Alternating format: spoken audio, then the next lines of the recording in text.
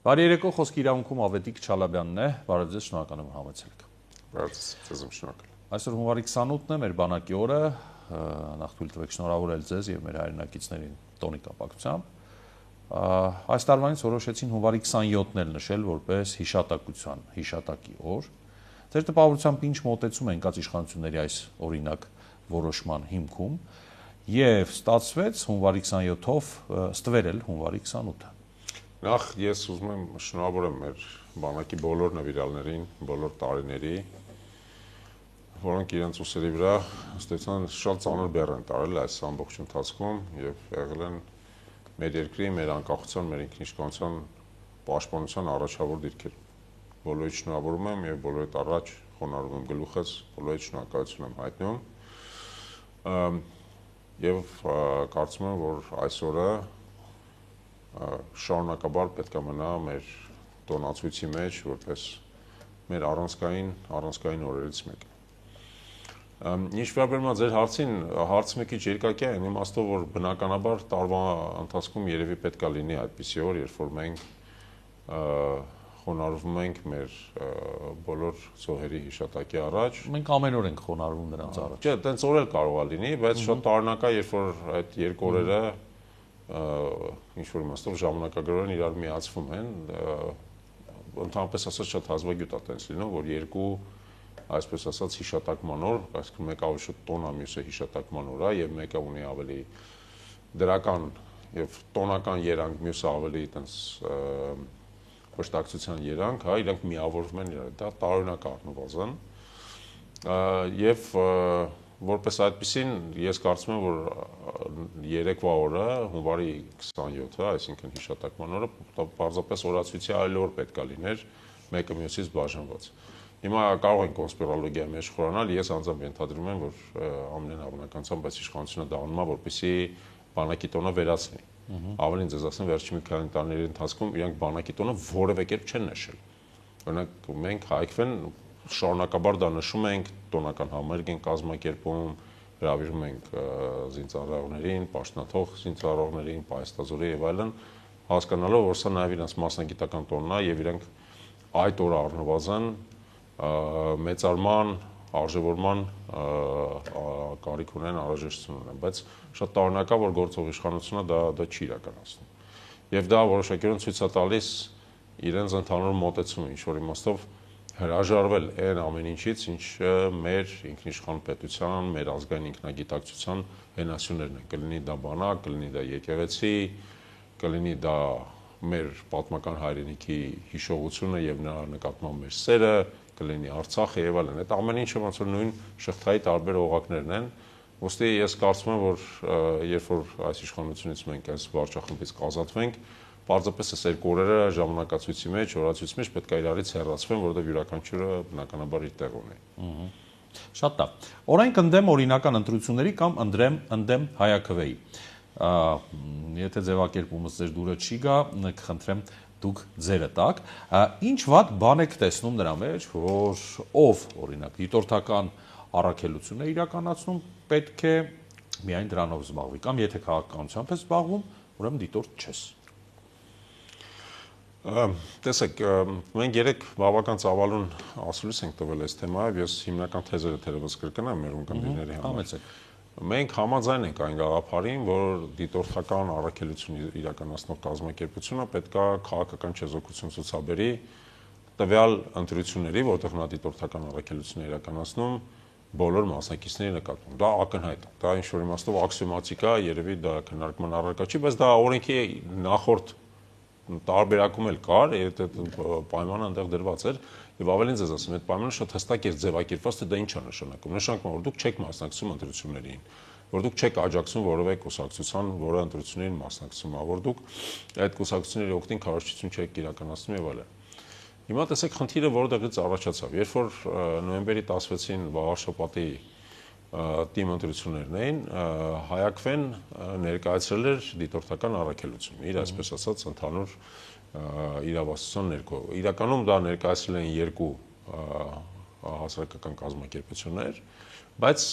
քանի որ դրանց աջակցում էր մեր հիմնադրամը, ընդհանուր հայքվեի, այսպես ասած, անվանման ներքո։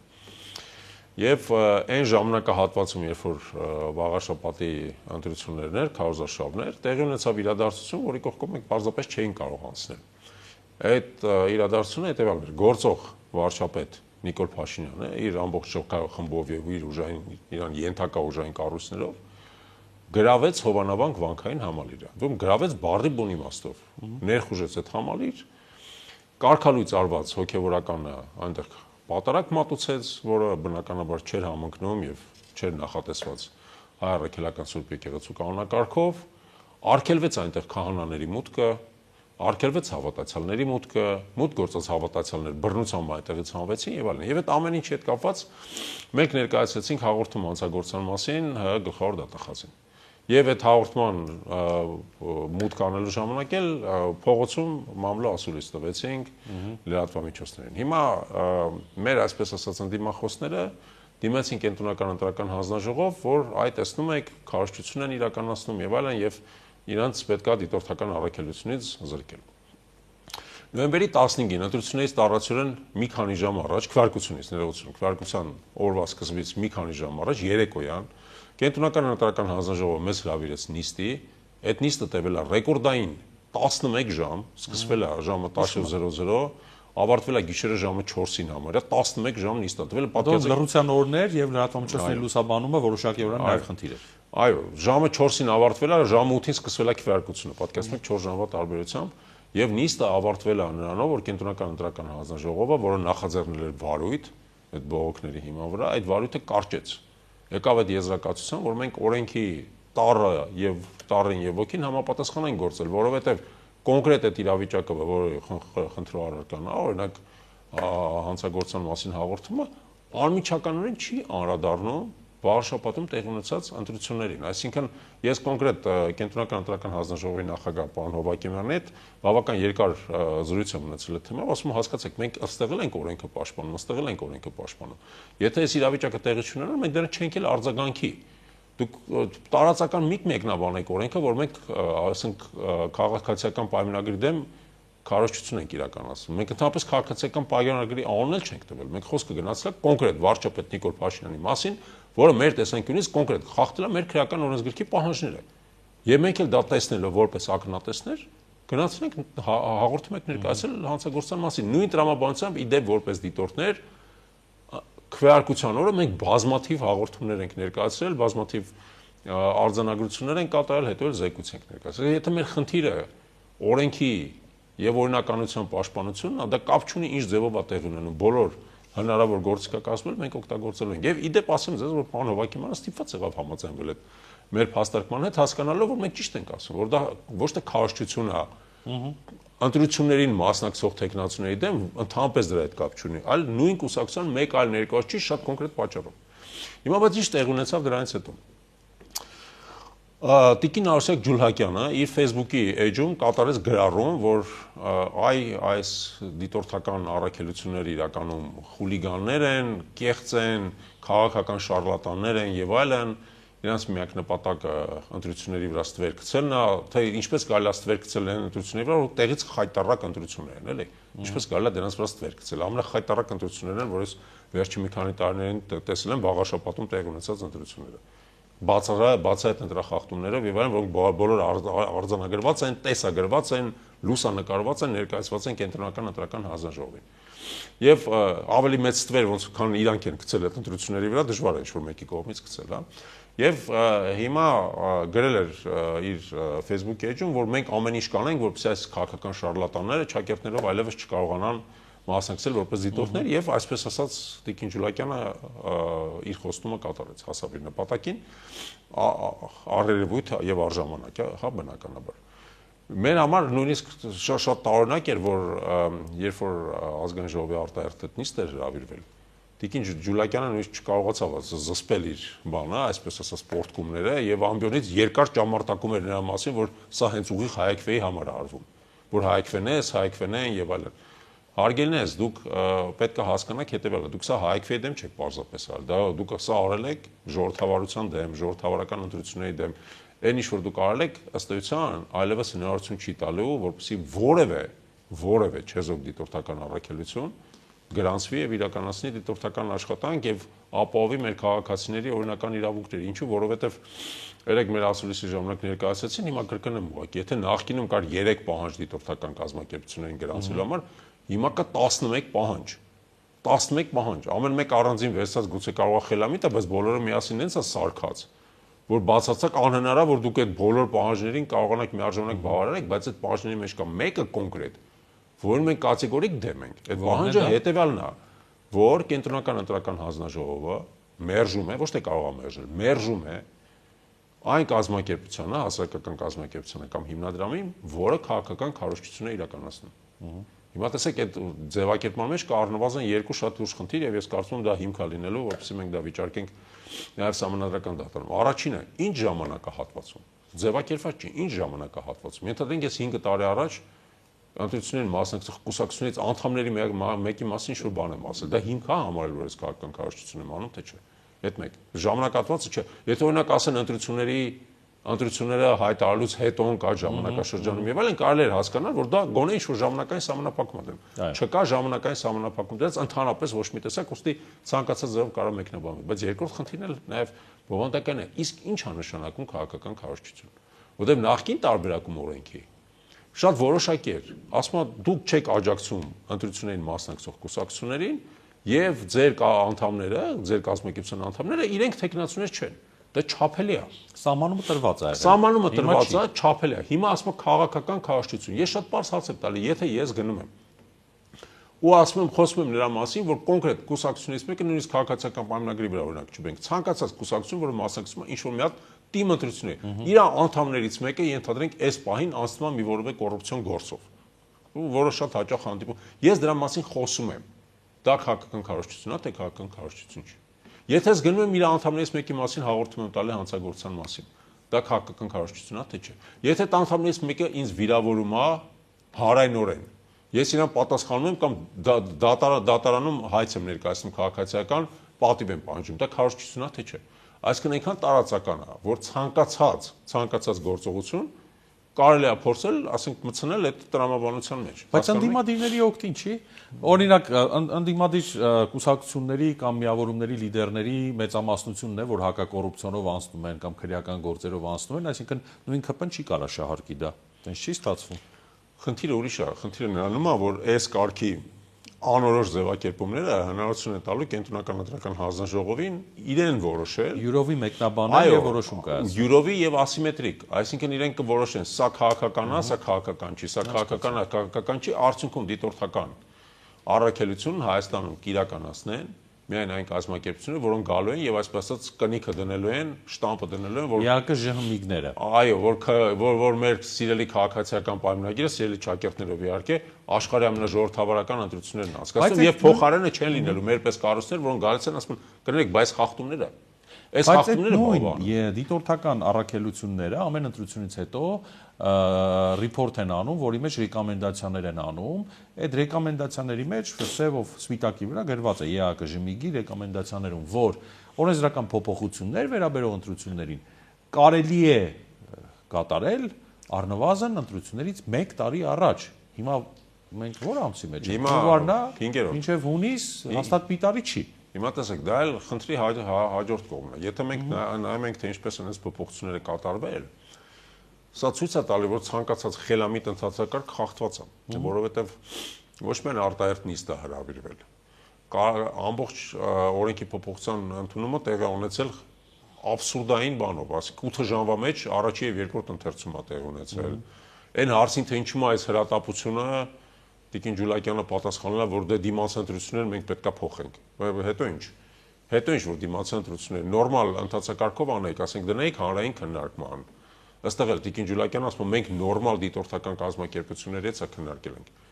Հարգելի Տիկին Ջուլակյան, ինչ է նշանակում նորմալ դիտորդական կազմակերպություններ։ Եվ Աղաշապատում եւ Գյումրիում Հայակվեն ունեցել է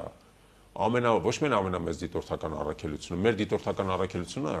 իր թվականակով դիտորդների ավելի մեծ աղել, քան մնացած բոլորը միասին վերցած։ Հիմա դուք ո՞նց եք ձեզ թույլ տալի որոշել ով է նորմալ, ով է ոչ նորմալ։ Ո՞նց եք դա թույլ տալի։ Գայիք մի հատ մեր հետ էլ քննարկեիք, մի հատ մեր կարծիքն էլ հարցնեիք, ինչի մեր կարծիքը չեք հարցրել, որովհետև մեր դեմ եք այս օրենքը ընդունել, ուղիղ մեր դեմ։ Եվ ոչ միայն ուղիղ մեր դեմ որպես Հայակվեի, այլև ուղիղ մեր դեմ ցանկացած ազգային կառույցի,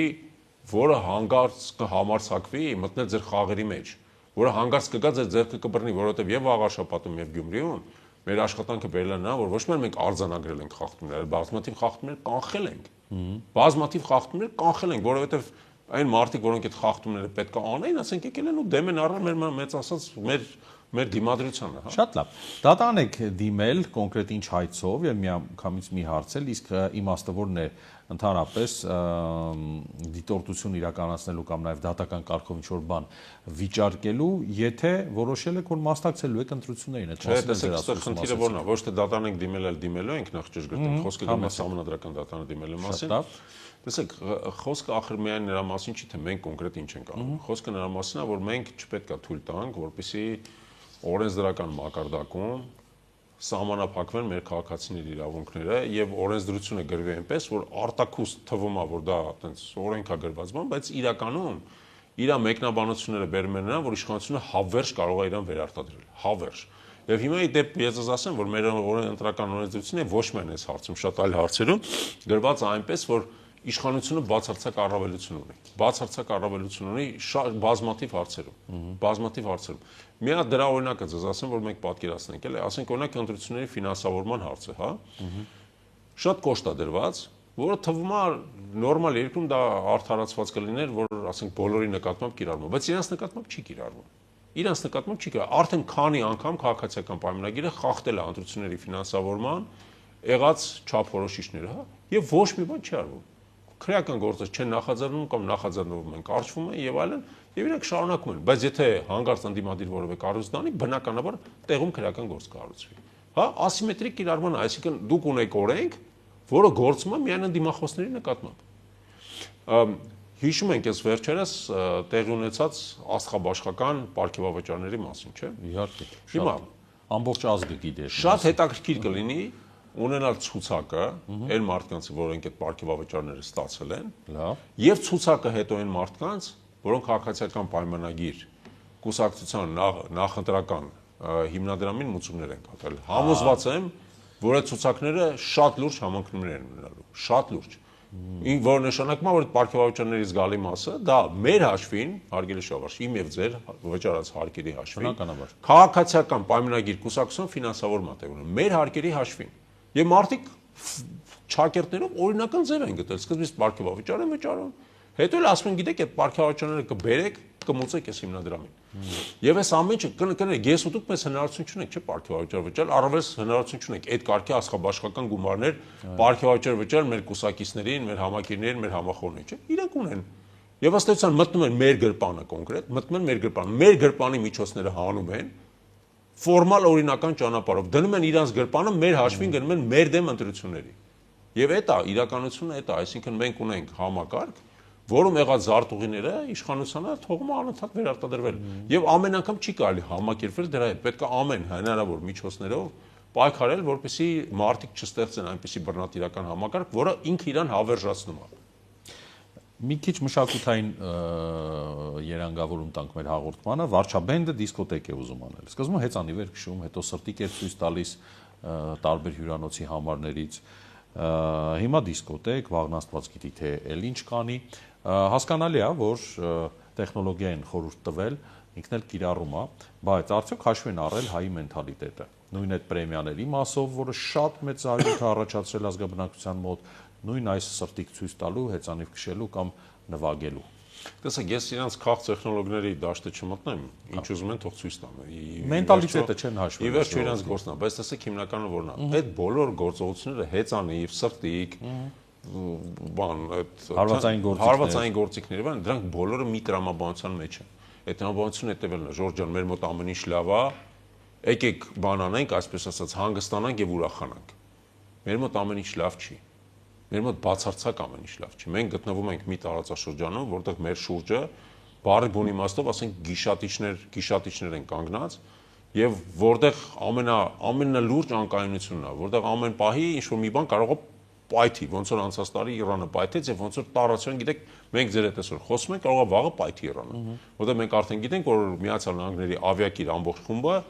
գտնվում է Իրանից տարածորեն, ասենք, հասանելիության հեռավորության վրա եւ ամեն օր կարող է սկսի Իրանի հերթապահությունը եւ այլն։ Եվ այդ ռազմական գործողությունները տարածվելու եւ այլ երկրների վրա տարածվելու հավանականությունն առավելես, որ Ադրբեջանը շատ հստակ Իրան դիրքավորել է հակաիրանյան ճամբարում եւ մենք տեսել ենք օրինակ, որ այս վերջերս օրինակ Դավոսում Ամերիկայի Միացյալ Նահանգների նախագահ Թրամփը հանդիպեց Ալիևի հետ, իսկ օրինակ Փաշինյանի հետ չհանդիպեց։ Ինչ էին քննարկում, եթե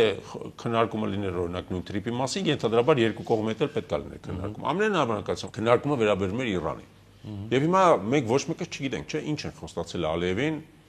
Իրանի հարցում Միացյալ Նահանգներին աջակցություն ցույց տալու դեմ։ Կարող է ասենք Սյունիքն է խոստացել, կարող է Մեղրին է խոստացել, կարող է խոստացել են, որ կարող է ինչ-որ մի հետաքրքիր կտոր Հայաստանից փոկի։ Ոչ մեկս դա չգիտենք։ Մենք գտնվում ենք այս բանի մեջ, վտանգավոր տարածաշրջանի մեջ, եւ այս բոլոր փորձերը, այս վտանգավոր իրավիճակը, այս լարվածությունը եւ այլն կեղծել, ցույց տալ այսպես ասած հայտնի արտահայտություն կա, հա,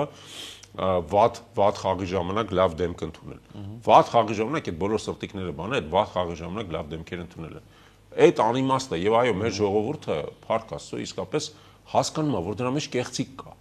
որ դրանով փորձում են ինչ-որ իրական վատ բաներ քողարկեն։ Դրանք մարդիկ հասկանում են, դրա համար արձագանքի հետ է, ես չեմ զարմանում։ Վերջին հարցս, համակարծիք եք, որ հունիսին կայանալիք ընտրությունները դրանք ընտրություն են Հայաստանի Հանրապետության եւ Նիկոլ Փաշինյանի միջև։ Բայց դա Նիկոլ Փաշինյանն է ասել։ Այսինքն համակարծիք լինելու հարցը որն է, ինքը հայտարարել է, որ եթե ինքը ընտրություններով կարողանա վերարտադրվել, ինքը պետք է վերացնի Հայաստանի Հանրապետությունը, բացահայտ ասել է, չէ՞։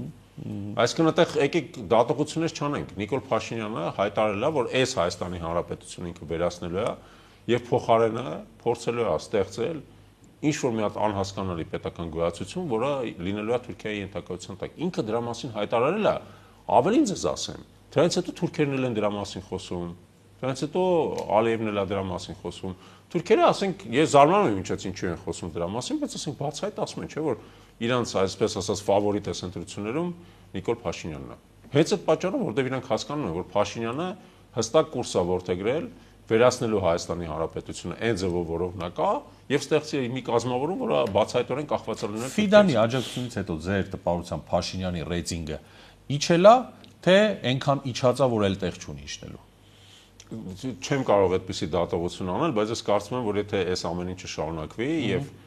եւ Ադրբեջանը եւ Թուրքիան շարունակաբար, այսպես ասած, Փաշինյանի աջակցության ինչ-որ բաներ անեն, ժեստեր անեն, դրա հետևանքը կարող է ուղիղ հակառակը լինի իրանց ակնկալիքին, որովհետեւ ի վերջո մեր ժողովուրդը լավ հասկանում է ովքեր են մեր պատմական թշնամիները եւ ինչ իրական նկատառումներ նրանք ունեն։ Մարդիկ հասկանում են, որ թուրքը մնում է թուրք, կներեք արտահայտությանս համար, եւ որ նրանց համար ի վերջո նպատակը հայկական տարը այս տարածաշրջանից վերջնական դուրս մղելն է։ Մարդիկ դա հասկանում են, մարդիկ դա տեսել են իրանց կաշվի վրա, տեսել են, թե ինչպես է դա տեղի ունեցել։ 23 թիվը եւ Արցախի հայաթափումը մեր բոլորի աչքի առաջ է, ուստի մարդկանց այն դատող բանական մեծամասնությունը հասկանում է, որ այդ բոլոր սրտիկները, հեծանիվները եւ այլն ադրբեջանական բենզինը դա ընդամենը պարզ էժան ընտրակաշարք է։ Պարզ ժողովրդական լեզվով կուտ, պարզ ընտրակաշարք է։ Ինչից ես ասեմ, հետաքրքիր է, չէ՞։ Ժամանակին ընտրակաշարքը, ասենք 10,000 կամ 20,000 դրամ էր։ Հիմա ընտրակաշարքը դարձել է ադրբեջանական բենզինը։ Ալիևը կոնկրետ, ասենք մեր հասարակության պակաս գիտակից, պակաս դատող մասին, այդ ձևով ընտրակաշարք է բաժանում, որպեսզի Փաշինյանին վերընտրի։ Կարծում եմ, որ ուղիղ հակառակ արդյունքն է տալու։ Շնորհակալ եմ։ Ձեզ եմ շնորհակալ։ Հայկական երկրորդի եթերում խոսքի իրավունքից օգտվեց Ավետիք Չալաբյանը, մենք կհանդիպենք ցտեսություն։ Օրվա հարցը տարբեր տեսանկյուններից առանց անկյունների սեղանին։ Սա խոսքի իրավունքն է, ես Շավարժ Գևորգյանն եմ, եթե ուզում եք բաժանորդագրվել YouTube-յան մեր ալիքին, հղումը էկրանին է։